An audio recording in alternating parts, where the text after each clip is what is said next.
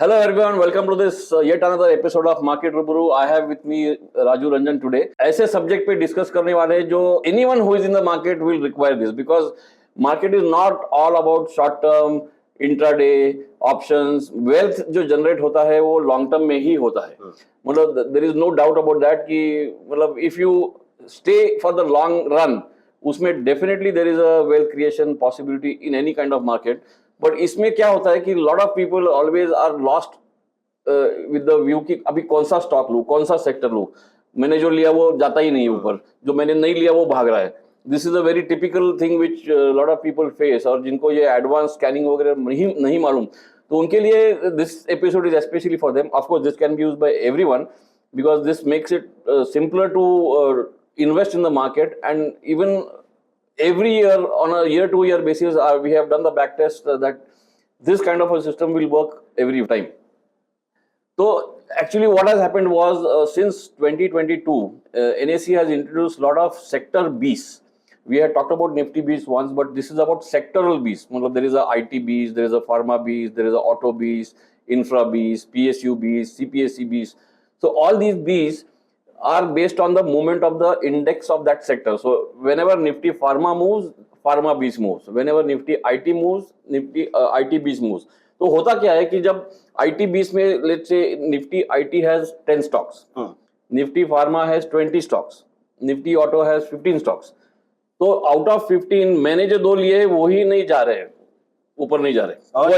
और जनरली ये होता है कि जो आप लो वो नीचे जाता है, जो छोड़ दो वो ऊपर जाता है. मतलब फॉर एग्जांपल अभी ये लास्ट 2 महीने का जो आईटी रैली है, उसमें पहले mid cap IT started moving. Infy and TCS were not doing anything.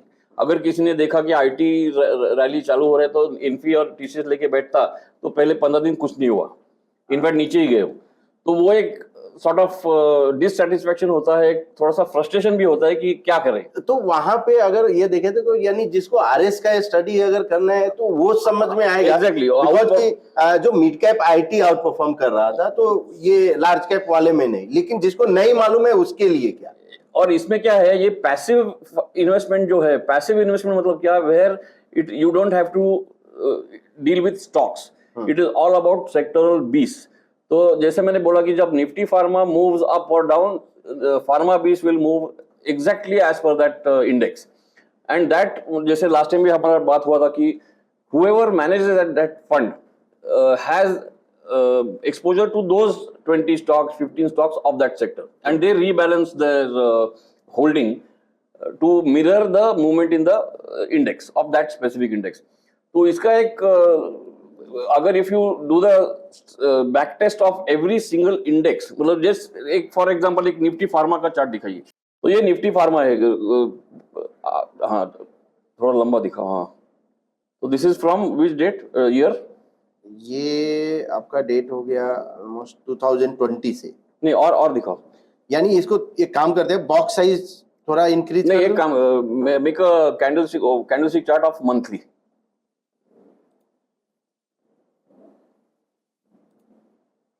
Monthly candlestick.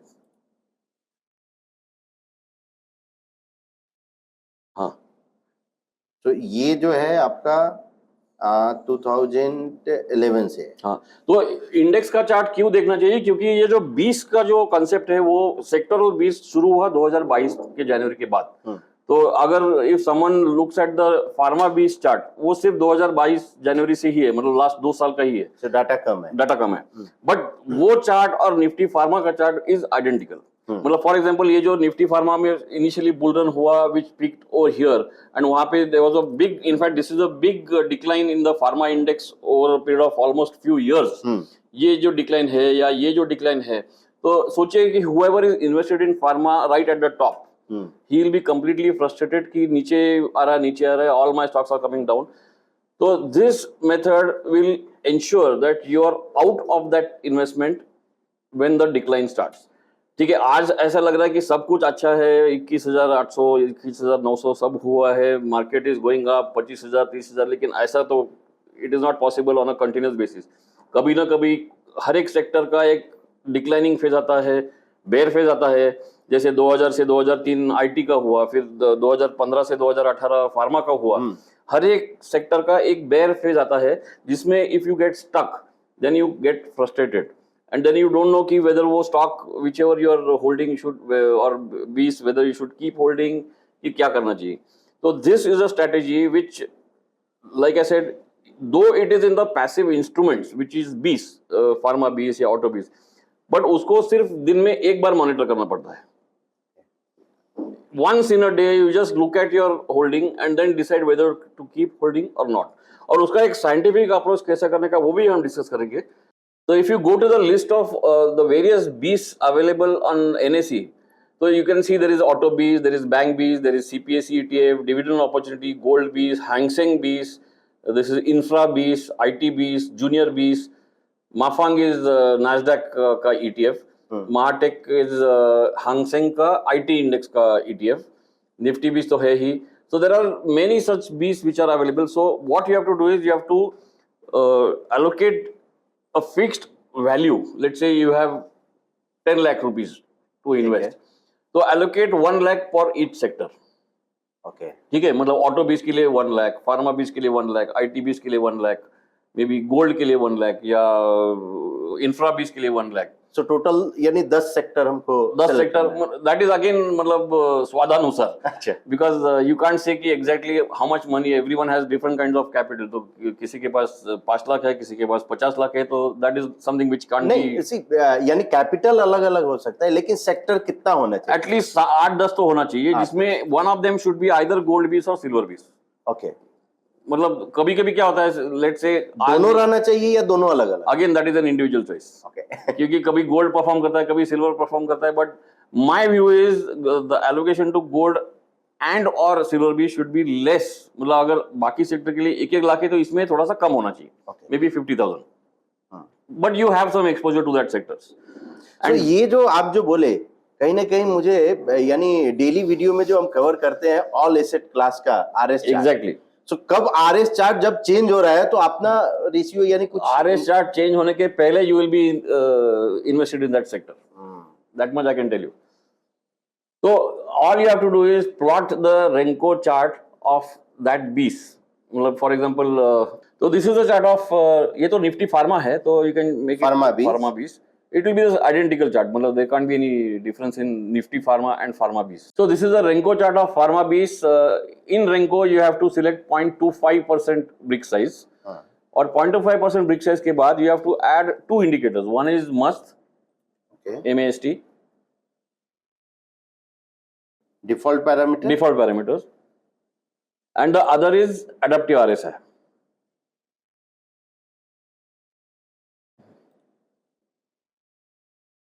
तो जैसा लास्ट टाइम भी हमने बोला था कि anything which is above the mask cloud is bullish, anything below the mask cloud is bearish. मतलब ये Musk cloud जो अभी ग्रीन दिख रहा है मतलब इट इज बुलिश.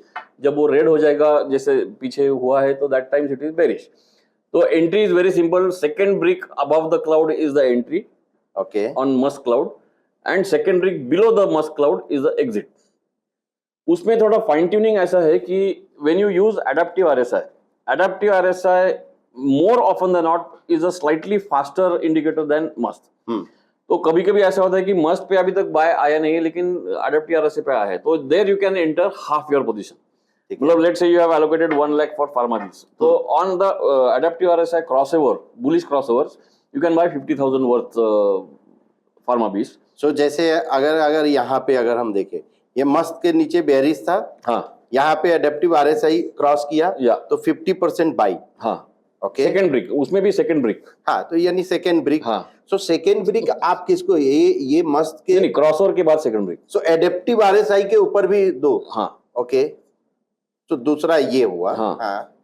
उसके बाद आप एंटर यहाँ किए, ये एडेप्टिव RSI बाय 50% एंट्री. तो यहाँ पे आपका एंट्री हुआ. हाँ. अब ये मस्त को इसने क्रॉस नहीं किया, फिर क्या करेंगे? मतलब ये बेरिश एज पर मस्त is concern it is still bearish. ठीक है. तो सेकंड एंट्री जो है 50% की वो नहीं होगी.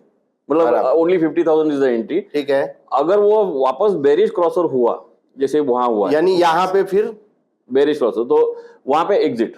सो 50% जो बाई की है वो 50% एग्जिट. ठीक. ऐसा बहुत रेयरली होता है, मतलब maybe once in a year और ट्वाइस इन अ ईयर. मतलब हर बार ऐसा नहीं होगा, but this is a whipsaw. So that is something which you have to face in any trading system. There is a whipsaw. तो ये वहां पे एग्जिट हो गया. Perfect. But that exit ensures कि you are not stuck in a losing position. मतलब for example यहाँ पे जो लेवल है 15.4 का, it went all the way to 14.7. So अब अगर हम बात करें तो यहाँ पे ये मस्त के ऊपर आया, हाँ, तो आप 50% आप इधर बाई करेंगे. और बाकी 50% मस्त के ऊपर सेकंड ब्रिक में. ओके, कंटिन्यूशन ब्रिक अबव मस्त. ठीक है. तो मतलब मस्त का जो L2 रहता है उसका L2 का कभी कभी half brick is on L2, तो उसका कंटिन्यूशन ब्रिक मतलब सेकंड ब्रिक. ओके, जैसे ये देखिए, ये आपका हाफ. हाँ, ये हाफ है उसका उसके ऊपर. कंटिन्यूशन का. हाँ, यानी नेक्स्ट ब्रिक जो है, नेक्स्ट ब्रिक पे आपका और एंट्री. उसका कंटिन्यूशन ब्रिक का वैल्यू क्या है वो भी कमेंट्री में समझता है. मतलब you can place an order to buy above that. Correct, continuation brick का यहाँ पे आप देख सकते हो. हाँ, यहाँ पे 15 रुपए 30 पैसा के करेंगे. अब ये अगर 50% यहाँ 50% आप ये, उसके बाद आपका स्टॉप लॉस जो है 50% इसका. 50% ऑफ द वैल्यू का stop loss is adaptive RSI. ठीक है. और फुल एग्जिट इज बिलो मस्त. तो आप क्या, यानी ये जो स्टॉप लॉस जो प्लेस करेंगे, यानी इन मार्केट या नहीं, एक्चुअली इसका क्या है ना, 20 ऐसा है कि it doesn't move like stocks. Suddenly 0.5%, 1%, 2% move ऐसा होता नहीं है. तो शाम को मार्केट क्लोज होने के बाद यू कैन चेक कि क्या हुआ है मार्केट में. वेरी रेयरली इंट्राडे ही वो 2-3 ब्रिक नीचे जाएगा, वेरी रेयरली. और लेवल आपको वैसे भी मालूम रहता है. तो लेट्स से 15 रुपीज का स्टॉप लॉस है तो 14.5 का स्टॉप लॉस लगा के रखो इन द सिस्टम. ठीक है. अगर वो क्लोज हुआ उसके नीचे लेकिन स्टॉप लॉस हिट नहीं हुआ बट क्लोज हुआ है, तो नेक्स्ट मॉर्निंग 9:20 को एग्जिट करो. ओके. इतना बड़ा कुछ मूव आता नहीं है स्पेशली 20 में कि मतलब बिटवीन 3:20 PM एंड 9:20 AM ऐसा कुछ बहुत बड़ा फर्क नहीं पड़ता है. तो but you have to exit because वो स्टॉप लॉस हिट हुआ है मतलब ऑन द चार्ट. सो इसका मतलब जो है नहीं, स्टॉप एंड रिवर्स वाला सिस्टम नहीं है. इसमें तो शॉर्ट कर ही नहीं सकते. तो इट और बाय ओनली, यानी ऐसा नहीं है कि हमेशा इन्वेस्ट करते रहो. नहीं, that is the good thing कि once you have exit, once you have full exit, मैं पार्शियल एग्जिट की बात नहीं करो. लेट्स से फॉर एग्जांपल यहाँ पे जो बाय आया 15.4 के आसपास, और करेंटली जो है फुल एग्जिट जो है मस्त का L2 है 16 रुपए 98 पैसा. हाँ, तो अबाउट 1.5 रुपये विच इज 10% ऑन फार्मा. तो इसमें क्या होता है कि when you are completely out of the sector, मैं 50% की बात नहीं कर रहा हूँ, when you are completely out of the sector मतलब ये 20 के मस्त के नीचे ही क्लोज हुआ है. Correct. Let's say your 1 lakh becomes 1,10,000. तो 1,10,000 will go in a liquid fund. अब एक्चुअली ये एक क्या है, लोगों में एक मिसअंडरस्टैंडिंग है कि they should keep investing the same amount. इसमें ये कंपाउंडिंग का जो गेम है वो यहाँ पे हम मेंशन, मतलब ट्रेडिंग सिस्टम का ये खेल नहीं है. ये trading system you can use any of your trading system. You can use triple moving average, you can use brick zone, कुछ भी ट्रेडिंग. मतलब ये जो मैंने अडेप्टिव RSI और मस्क का एक्सप्लेन किया वो सिर्फ मेरे फेवरेट के हिसाब मतलब कोई भी ट्रेंड फिल्ट्रेशन टूल, कोई भी ट्रेंड फिल्ट्रेशन यूज करो. लेकिन जो मेन जो इसमें इफेक्टिवनेस होता है वो है कंपाउंडिंग. ओके. तो that is the key to this wealth generation. मतलब जैसे 1 lakh becomes 1,10,000. It might be 3 months, it might be 6 months, whenever 1,10,000 goes to a liquid fund. Okay. तो लेट से ये 17 रुपीज में तुम्हारा एग्जिट हो गया. हाँ. एग्जिट होने के बाद ये तो भूल जाओ फिर. But your 1,10,000 is parked in a liquid fund allocated for pharma fund for later, not 1 lakh. तो नेक्स्ट टाइम जब भी लेट से 17 से वापस 16 पे आया, 15 पे आया, then it give the buy, you reenter again 1,10,000. 1,10,000. So that is the effect of compounding, which is difficult to back test because हर एक सिग्नल पे लास्ट, इनफैक्ट वो मैन्युअली ही करेंगे तो हो सकता है कि लास्ट टाइम मेरा 1 लाख का 1,05,000 हुआ, फिर नेक्स्ट बाय में 1,05,000 का 1 lakh. All that can be done, but यानी जर्नल आप बोल रहे हो कि मेंटेन करो. Exactly. तो you have to keep a record कि इतना वैल्यू का एंट्री था, इतना वैल्यू का एग्जिट था, तो नेक्स्ट एंट्री में इतना वैल्यू का एंट्री होगा. परफेक्ट. तो इसी से कंपाउंडिंग होता है. मतलब इफ यू इनफैक्ट ये फॉर एग्जांपल, तो ये चार्ट है जो है ना वो निफ्टी फार्मा का चार्ट है.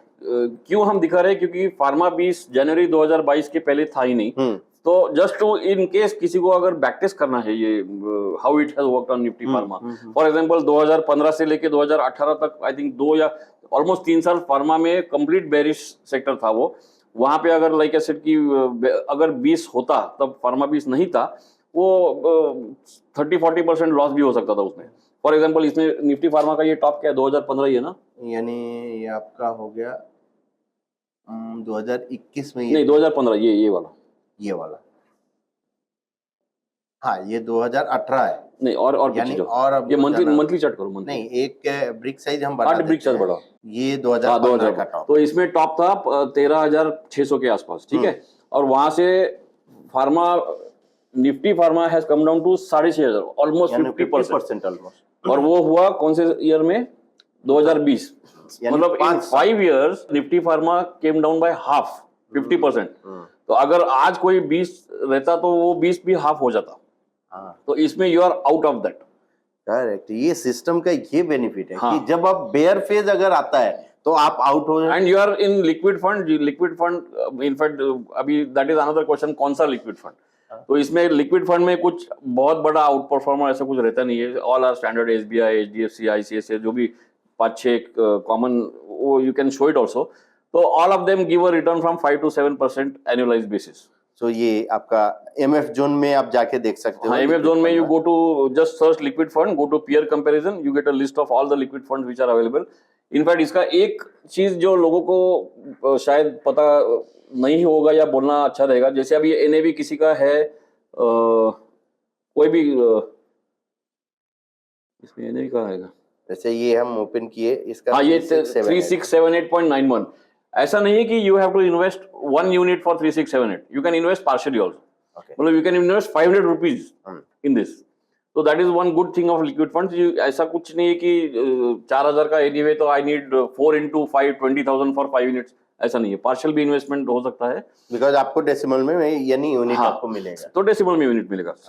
और उसका एडवांटेज ये है कि you once you select let's say 8 or 10 sectors, whenever any sector goes in a bear trend, अभी वो बेयर ट्रेंड 6 महीना रहने वाला है या 6 साल रहने वाला है, किसी को पता नहीं। मालूम। तो your money is safely parked for 5 to 7% in liquid fund. और 5 to 7% भी मतलब ठीक है, वो कुछ नहीं मिलने से एटलीस्ट वो अच्छा है, एटलीस्ट वो 50% ड्रॉ डाउन तो नहीं होगा। एंड वंस यू रियलाइज कि ये अभी बाय सिग्नल फिर से आने वाला है, वहां से निकल के वापस सेम अमाउंट वैल्यू, मतलब जैसे लेट्स से 1 लाख का 1,10,000 हुआ और उसमें लिक्विड फंड में 1,10,000 के यूनिट लिए, 1,10,000 रिडीम करके फिर से निफ्टी फार्मा में may be at a 30 or 40% lower level you reenter again and keep doing this for that sector. इससे होगा क्या कि every time, specially in a bull market, जैसे कोविड के बाद हुआ, कोविड में जो मार्च में बॉटम हुआ, उसके बाद इमीडिएटली कौन सा सेक्टर चलने लगा? पहले FMCG, pharma and IT. Bank Nifty bottomed out the last. In fact मेरे ख्याल से वो अप्रैल में बॉटम आउट हुआ, maybe, I don't remember, but definitely not in March. But leader कौन थे? एफएमसीजी, फार्मा और आईटी। तो if you had been, of course तब 20 था नहीं, बिकॉज 2020 की बात हो रही है। अगर 20 अगर वहां पे रहता तो you could have got entry in pharma 20, IT 20 और एफएमसीजी 20 भी होता है, जो आईसीआईसीआई का है, एफएमसीजी आई 20 रहता है वो। तो you could have got entry in that. And why you should allocate separate amount for every BCs, because कब क्या चलेगा नो वन नोज। करेक्ट। तो जो जिसमें आपका एलोकेशन नहीं है वो लिक्विड फंड में रहेगा। So you have to make a list of 8 or 10 different sectors जिसमें you want to be invested। जिसमें सेल सिग्नल है वो अमाउंट जाएगा लिक्विड फंड में, जिसमें बाय सिग्नल है you buy over that 1 lakh rupee. But only thing is every time you exit you should note down that value and that same value should be used for re-entry again। ऐसा नहीं कि मैं हर बार 1 लाख ही करूंगा, because that is the only way for compounding। अच्छा, अब इसके अगर मान लीजिए कि आके आपने स्टार्ट किए कि 1 लाख रुपीज से, वर्स्ट फेज है, यानी स्टार्टिंग में ही आपका विप्सो स्टार्ट हुआ, 1 लाख का 90,000 हुआ, फिर 90,000 का फिर बाइंग आया, हो सकता है इतना नहीं आएगा लेकिन 80,000 अगर आ गया तो कहां तक हमको रुकना चाहिए या कहां तक फिर से हमको इन्फ्यूज करना? In fact, that is a very good question. That is why I said first of all you allocate to different sectors। ऐसा तो अगर होने चालू हुआ कि 8-10 सेक्टर, हर एक सेक्टर में ऐसा विप्सो आने लगा, दैट मीन्स देश पूरा गया, मतलब that is not possible at all. I hope so. But if it happens to only one sector, फिर क्या करना चाहिए? मतलब लेट्स से 1 लाख से शुरू कर, अभी वो आ गया 80,000 पे। So that is a very individual decision कि whether to top it up to make it 1 lakh or continue with 80,000। मतलब एक तो पक्का है कि बाकी सेक्टर्स आर डेफिनेटली कोई ना कोई सेक्टर तो परफॉर्म करेगा। करेक्ट। मतलब ऐसा नहीं कि योर होल और जनरली जब अगर आईटी फार्मा अगर चल रहा है तो बैंक नीचे है, हाँ। ये नीचे है तो बैंक ऊपर जाता है। और कंसेक्यूटिव 10% स्टॉप लॉस ये जो बोल रहे हैं वो स्टॉक्स में होता है, सेक्टर में इतना नहीं होगा। मतलब फॉर एग्जांपल वो निफ्टी 20 का निफ्टी फार्मा का जो चार्ट है वो 2015 से चालू करो, गो टू 2015 निफ्टी फार्मा। हाँ, बिकॉज वो मेरे को वो बेयर मार्केट अच्छा याद है 2015 से। और ये निफ्टी फार्मा ही है। हाँ 0.25%। 1% कर रहे हैं ताकि थोड़ा अपना दिखाई दे। हाँ, ये है। हाँ, तो इसमें कितनी बार एंट्री हुई और कितनी बार एग्जिट हुआ, तो your loss is never going to be more than 4-5% because you are trading the index. मतलब ऐसा समझो कि निफ्टी 50 में 10% ड्रॉप कहाँ होता है? बिकॉज इंडेक्स 10% गिरना थोड़ा सा Exactly. मुश्किल है, बहुत रेयर है, और वो कंसेक्यूटिव 3-4 बार होना बहुत स्टॉक्स में हो सकता है, that is what I repeat. इसलिए ये ज्यादा सेफ है। Full sector 10% bear market 3-4 time consecutive times बहुत रेयर है। In fact I would say impossible. आपको स्टॉक मार्केट में इम्पॉसिबल कुछ नहीं होता है, नहीं होना चाहिए, बट वेरी वेरी रेयर। ठीक है। सो अब मुझे याद आया कि जैसे हमने Nifty CPSE PSE, Nifty PSU bank, CPSE PSE, ये तीनों सेक्टर जो है डेली मार्केट में हम हमेशा कवर कर रहे थे कि ये आउट परफॉर्मर है। और अराउंड हमको लगता है कि अप्रैल मई से जैसे जब मार्च में निफ्टी बॉटम हुआ तब से उसका हम थोड़ा देखना चाहेंगे कि चार्ट क्या इंडिकेट कर रहा था बीच। तो ये 0.25 करो, 0.25 कर दिया। Go to March I think March end में इट बॉटम्ड आउट। ये आपका मार्च हो गया। ये है ये अराउंड मार्च। नहीं निफ्टी सीपीएसई ईटीएफ सिलेक्ट करो, सीपीएसई बीज। हाँ सीपीएसई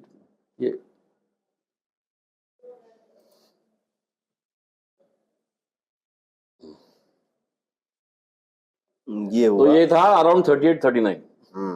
ठीक है, और अभी है वो 67-68 के आसपास। सो ये इसने उसके बाद मस्त के नीचे ये यहाँ पे थोड़ा फिर से एंट्री किया बीच बीच में 2-3 बार छोटा सा विस्फोट हुआ, और ये एक बड़ा रैली दिया। हाँ, जो कि ये मेरे ख्याल से अक्टूबर के बाद वाला होगा। ये अक्टूबर के करीब में, यानी 3-11 मतलब अक्टूबर से 53.5 के आसपास से 68, मतलब ऑलमोस्ट 30% राइज हुआ है।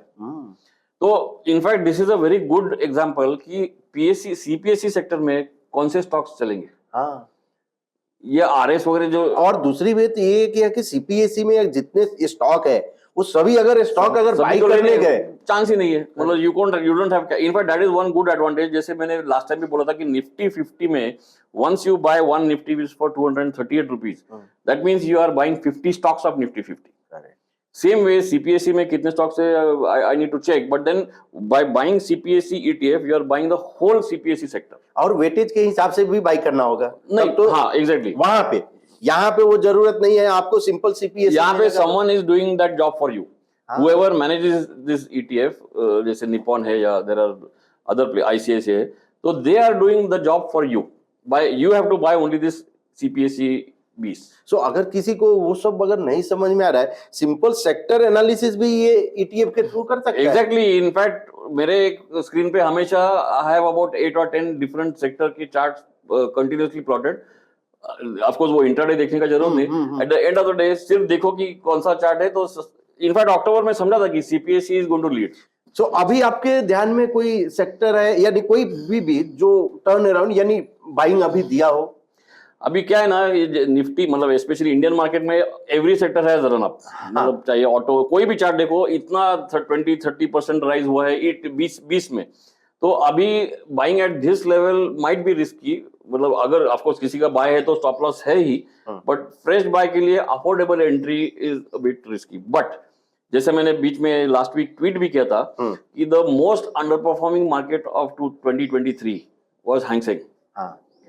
तो यहाँ पे you can invest in a country like Hong Kong sitting in Pune और बॉम्बे और वेयर एवर यू आर, और वो भी हैंगसेंग इंडेक्स में उनका 20 है। In fact there are 2 bees which are very liquid. One is the Hang Seng BIS SNG BIS, okay, and one is the MAHK TESH, which is the IT BIS of Hang Seng. Okay उसका volume भी जबरदस्त रहता है, मतलब in fact I saw today right now it is 1 o'clock and महाके tech has already clocked almost 58 6 lakh rupees, हाँ। 6 lakh volume, तो जबरदस्त लिक्विडिटी है.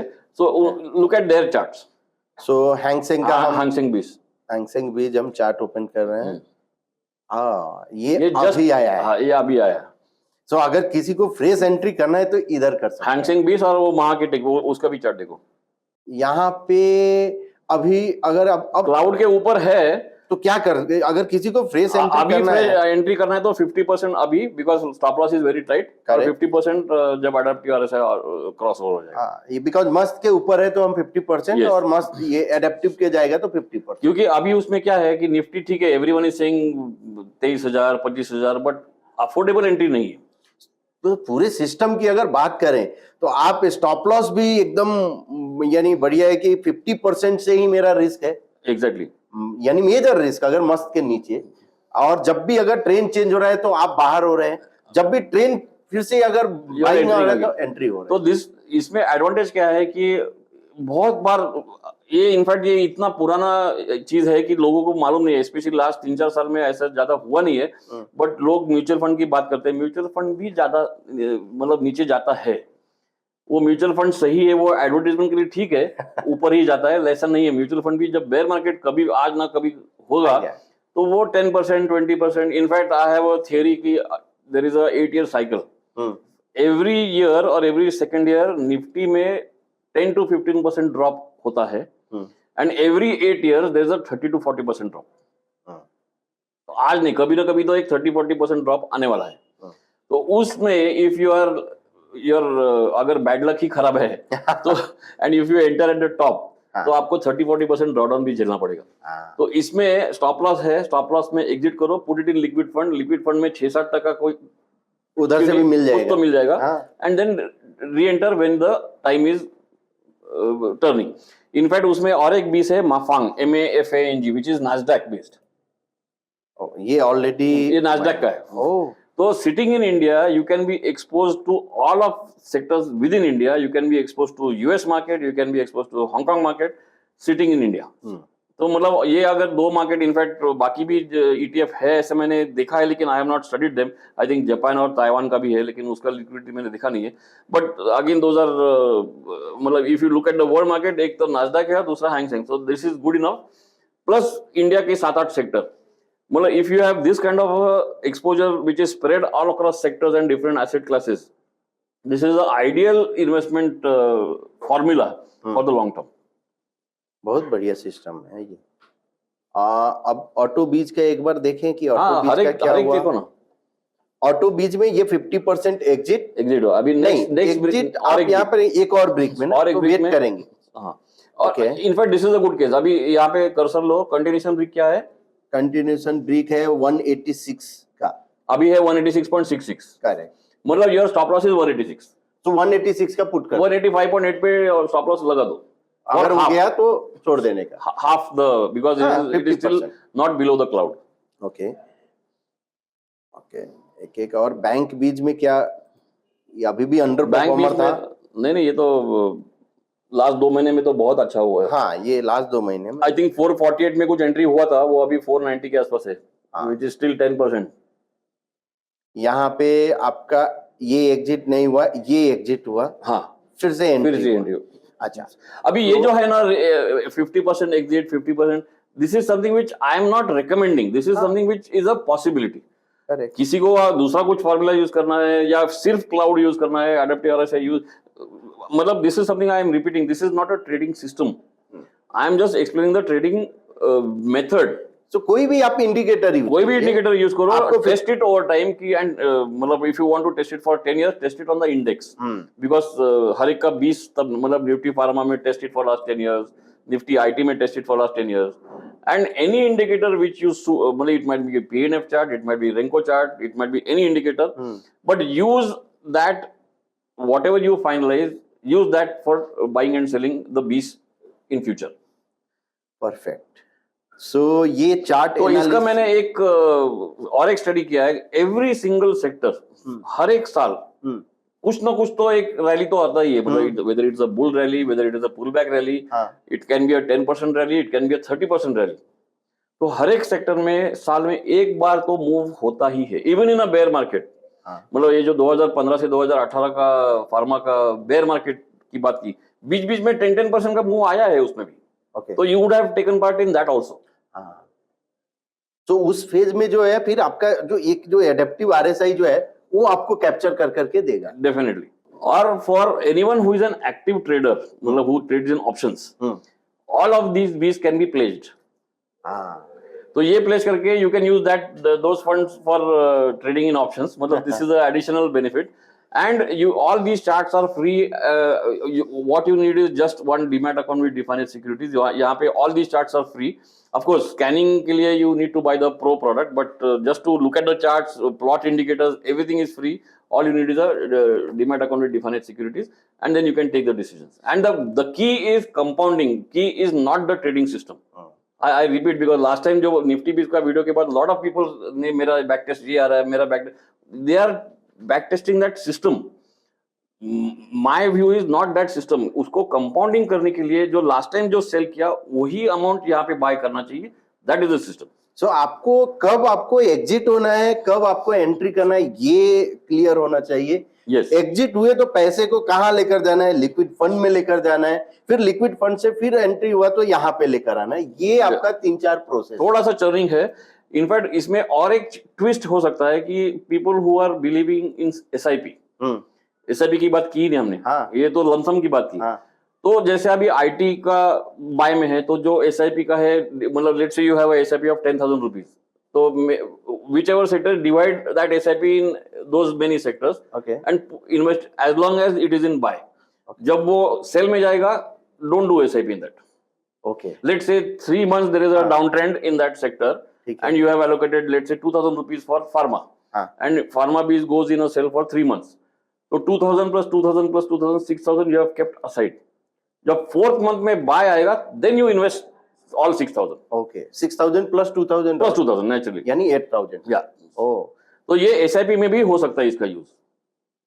तो आपने तो बहुत कुछ, ये थोड़ा कॉम्प्लिकेटेड लग रहा है, but once you get used to it, नहीं कॉम्प्लिकेटेड तो नहीं है, एकदम सिंपल जो है सिस्टम भी सिंपल दिख रहा है। सिंपल तो सिस्टम है ही। और रैली में यानी जब भी अगर कोई भी ट्रेंड अगर हो रहा है पॉजिटिव, ये तो the biggest advantage I found is you are out of the market when a bear market starts. So under आप रहोगे नहीं तो बाहर आउट परफॉर्म कर रहा है, मतलब आप इन। और ये this is the right time to talk about this, because right now market is at the top, people are not worried about any downturn at all. लेकिन कब आएगा भरोसा नहीं, who knows, market already bear market शुरू भी हुआ होगा, no one knows. वो समझता है 1000 पॉइंट नीचे जाने के बाद। तो यहाँ पे once it gives an exit, you are out. जब भी बेयर मार्केट आएगा, you are enjoying by putting your money in the liquid fund. एक लास्ट चार्ट हम गोल्ड बीज और सिल्वर बीज का देखना चाहेंगे कि वहां पे कुछ हुआ है क्या? बाइंग गोल्ड में बाय है अभी। तो गोल्ड में बाइंग आया है। तो योर एसेट क्लास में I remember last Friday also we talked, एक कॉलम ऑफ ओ आया था। आउट परफॉर्मर नहीं है, डाउन नहीं है, अभी भी अंडर परफॉर्मर है, बट फिर भी गोल्ड बीज में बाय आया है। सिल्वर बीज का देखते हैं, इसमें भी बाय है, दोनों में बाइंग है। तो गोल्ड बीज, सिल्वर बीज दोनों में बाइंग है। Okay, great. So this is a method to, like I said, distribute your investment across sectors and especially for the long term. And like I said, the key is not in the trading system which I have talked about. The key is in the compounding effect which is at. For example, let's say, assuming for a moment कि Nifty Pharma gives a rally of 20% every year from the low to the high. You cannot capture 20%, but let's say you can capture 15%. तो 1 लाख हो गया, 1,15,000। फिर 1,15,000 next year 1,15,000 का और 15%, फिर उसका और 15। तो ये जो कंपाउंडिंग इफेक्ट है over the long term, let's say 5 years 10 years, this is the best compounding with a passive investment, जहां पे यू आर नॉट लुकिंग, मतलब वो जो हमेशा का रोना है लोगों का, जो मतलब इट इज अ वेरी, मैंने डॉक्टर रेड्डी लिया है लेकिन दिविज भाग रहा है, मैंने टेक महिंद्रा लिया है लेकिन टीसीएस भाग रहा है, विप्रो लिया है और भाग रहा है परसिस्टेंट। हाँ, तो ये this is completely immune to that. ये you are playing the sector, trading the sector. So ये जो सिस्टम है एकदम सिंपल है, एग्जीक्यूट करने के लायक है, यानी एग्जीक्यूट करने में भी कोई दिन में एक बार सिर्फ देखना पड़ता है बस। और जो कोई भी सिस्टम जो सिंपल होता है और एग्जीक्यूट आप कर सकते हो, वो पैसा ओवर अ टाइम देता है, केवल आपको ये सो लेकिन प्रॉब्लम है कि ये इतना बोरिंग होता है, लोग उसको कंटिन्यू नहीं करते। और वो जो problem बोरिंग होता है वही पैसा देता है। Ex- तो इसलिए मेरा रिकमेंडेशन आप सभी व्यूअर से रहेगा कि आप एक बार जरूर गो थ्रू कीजिए कैसा है ये। हाँ, हो सकता है कि अभी आप थोड़ा अपना भी रिसर्च कीजिए, ऐसा नहीं कि हाँ कि आप जाके इन्वेस्ट करना शुरू कर दो। रिसर्च करके अगर आपको लगता है तो आप इसको कंटिन्यू करो, स्टार्ट करो। मतलब रही बात अभी फ्रेश इन्वेस्टमेंट की, अभी निफ्टी 20 में फ्रेश इन्वेस्टमेंट करना चाहिए कि नहीं, वो आपको चार्ट देख के जो भी आपका ट्रेडिंग सिस्टम होगा, जो भी ट्रेंड फिल्ट्रेशन होगा, उसका स्टॉप लॉस आइडेंटिफाई करो और उसमें एग्जिट का लेवल पहले से देख लो। या जैसे वो हैंगसेंग का बताया, वो those are with low risk right now. So we hope you like this video. Do share it with your friends and family, and subscribe to our channel and keep visiting this channel. We come up with videos almost every week. In fact, he makes a video every day, and we always do something new and some new research, and it will definitely be helpful for you. And I'm sure this also will be helpful for you in the long term. Thank you. Thank you.